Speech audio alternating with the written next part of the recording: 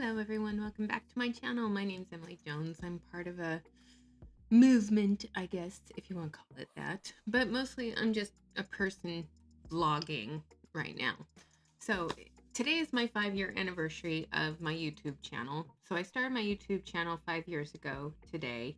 I was in a multi-level marketing company called Paparazzi Jewelry and Accessories. And I started doing videos because I was starting to see the light. And I had lost a lot of money, and I admitted that I had a shopping addiction, for one.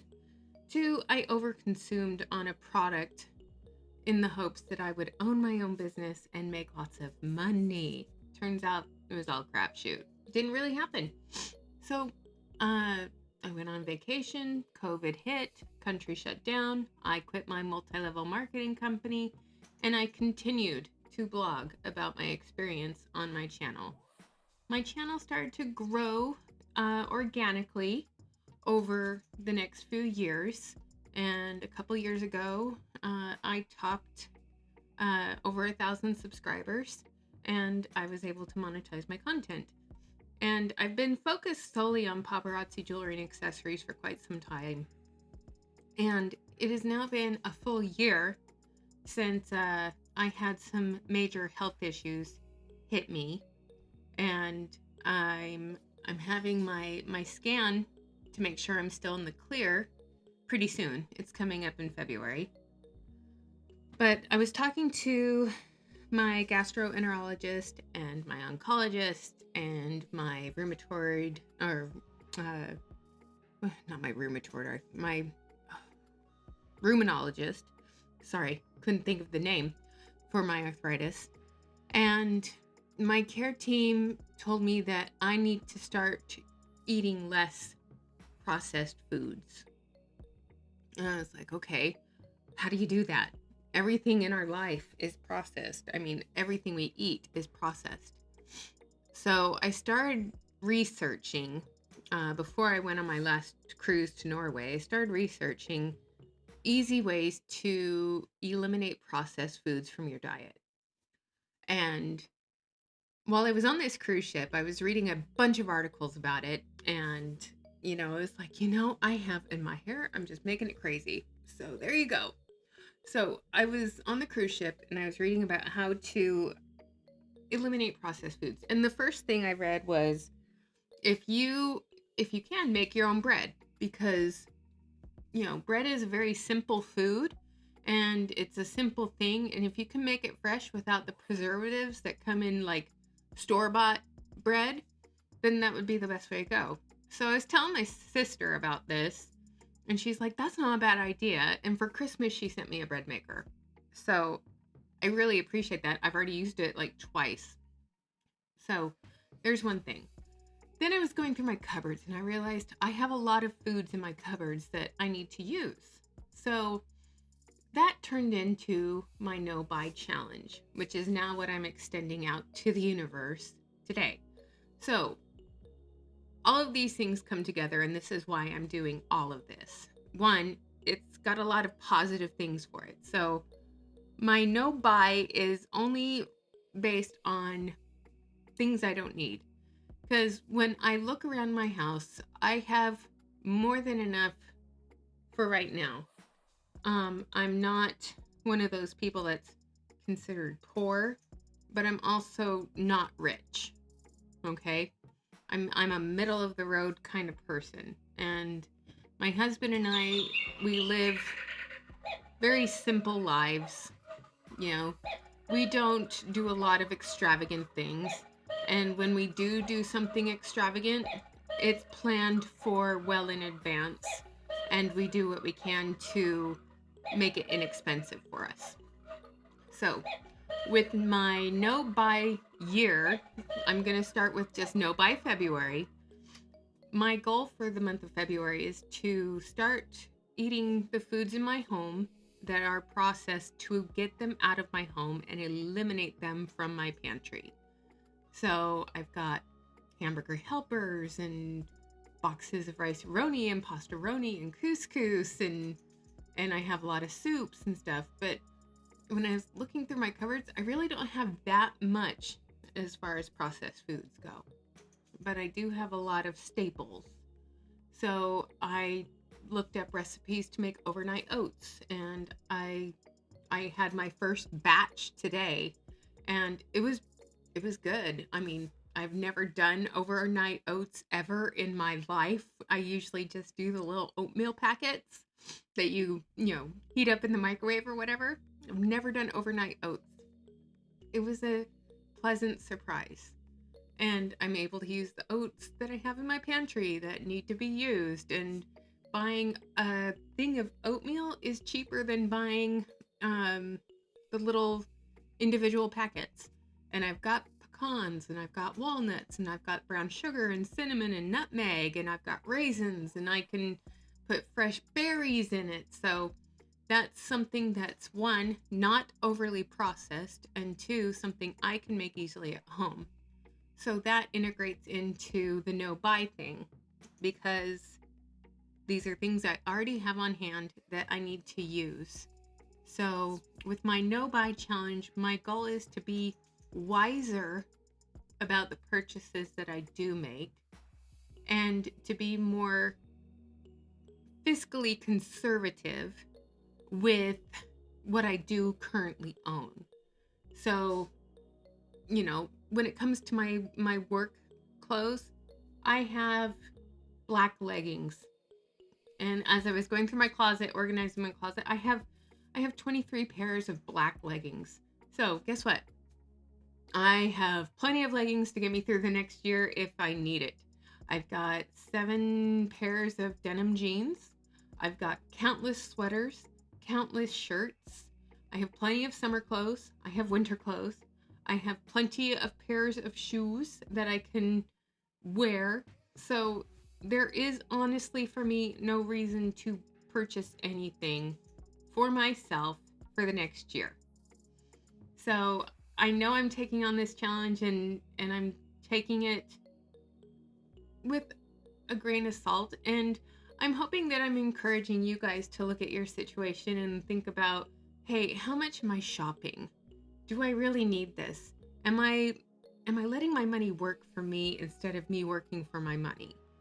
And that's the other thing. I want to be able to have my money work for me in the future, and not for me to be working so hard to get it. So, like I said in the live stream yesterday, the no buy thing for me is also no buying of entertainment. And my form of entertainment, if you guys know me, is I like to go to the local casino and play. We are now on day 27 of me not going, which is huge for me, you guys. And the funny thing is I have no desire to go and play. I personally would rather come home and vlog and play video games and watch TV and cook dinner and prepare my meal for the next day and just take care of myself, because having unprocessed foods helps with my blood sugar, for one. It helps with my gastrointestinal functioning and my gut health. And it's supposed to help my inflammation in my body from my fibromyalgia and my arthritis. It's supposed to help bring that back down, because with the chronic pain that I deal with, and this is a Spoonie Life thing, the chronic pain that I deal with, I'm already maxed out on pain medication. So I'm not able to take any more pain medication to solve the problem. So I need to find another way to solve the problem with my chronic pain, so I can manage and function from day to day. So when I get up in the morning, I do some yoga stretching with Annie, the dog. She thinks it's playtime, so she enjoys doing downward facing dog with me. And then I take the girls for a walk, and then I have a vegetable scrambled egg. But now, because eggs are so expensive and in short supply, I will do a scrambled egg meal once or twice a week, but the rest of the week it's going to be oats, overnight oats, or a piece of toast with some peanut butter on it. But, I'm making adjustments to my food budget to go along with what everything's costing. I'm now trying to get myself to drink more tea instead of just coffee all the time because, if you guys are watching the news at all, our stupid president is pissing off the wrong people, and now Colombia is going to put tariffs on the coffee beans. And if you like coffee, thanks. So now I'm trying to incorporate more tea into, my coffee consumption. So now I'm going to start doing green teas and herbal teas in addition to my coffee. But yeah, there's just a lot of changes that I'm adjusting to the world we live in now. And I think that's the most important thing, is finding what works for you and making a challenge and having a plan and implementing that plan. So for me, what works for me is I have to go on a no processed food diet to help with the inflammation in my body. And by doing that, I'm going to start eliminating all the processed foods in my home. So we will consume them so we don't waste them. And then I will start implementing the non-processed items as we move forward. And then, last but not least, I'm going to continue to consume the items that I have already purchased and not purchase anything until I absolutely need it. And I think that's something that, we've kind of lost track with in a way.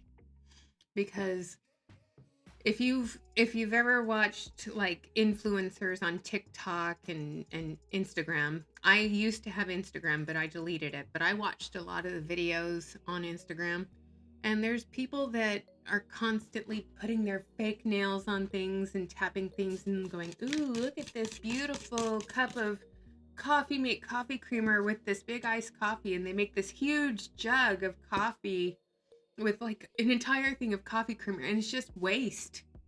That video is just waste, and it's disgusting. And I think they do it for rage baiting, but to me it's just wasteful, because I look at these influencer videos where they have walls and walls of beauty product, clothing, designer items, and they feel like they're entitled to it, and that's fine, they can do that. But I remember I had walls and walls of my multi-level marketing product, and I thought I was the shit. And turns out I'm not. I was just having dead money sit behind me. And I look around my house right now, and I have enough to get me through the next year if I needed it to, but there's no need for excess. And, I'm going to continue living my life the way I always have. I'm just going to make a few tweaks and a few changes. 1, by cutting out processed food from my diet. 2, using the foods and products that I have in my house until they're gone. And then going forward, I'm only going to purchase what I absolutely need. And I'm going to think about those purchases before I hit the buy now button. So I think that's a practice that a lot of us need to get into. We need to start appreciating what we do have and do what works for us, and just continue to go forward without worrying about what anyone else thinks and not worrying about what other people think we may or may not have. I could care less if someone thinks I'm doing this because I'm poor, because that's fine. You can think that. But I consider myself extremely blessed. And I'll say this way. I'm lucky because I do have a roof over my head. It may not be the most fabulous, overpriced roof with a wine cellar and a theater room, but it's mine. And I may not have the fanciest of cars, but at least I have a car and it's owned. We own it. We don't have a payment, and it's ours. Even with flat tires, it's ours. Okay? And I may not have the fanciest, newest, trendiest clothes, but what I do have is classic and will last for seasons to come. And even if it is out of style in the future, I don't care, because it's not about trends for me. It's about comfort and it's about enjoying what I do have without judgment. So people are always into the fast fashion and the latest trends and, oh, I got to get my hands on this. But when you look at what the trends are turning into, the fast fashion, it's just becoming in cheaper and cheaper quality of goods. And I don't know about you, but if I'm going to buy something, I want it to last for more than 1 to 2 uses before it's obsolete. And I think that's something we need to start demanding as a consumer. We need to start demanding that the things we purchase have more than one use out of it before it becomes obsolete. And I think if we start thinking and consuming more mindfully, it'll just make things better for the world. Our carbon footprint will be less, our greed will be quelled, our compassion and empathy will hopefully grow, and that we will be grateful and appreciate all that we do have. So that's my vlog for today. Thanks so much for joining me, and I hope you guys have a wonderful evening. All right, bye.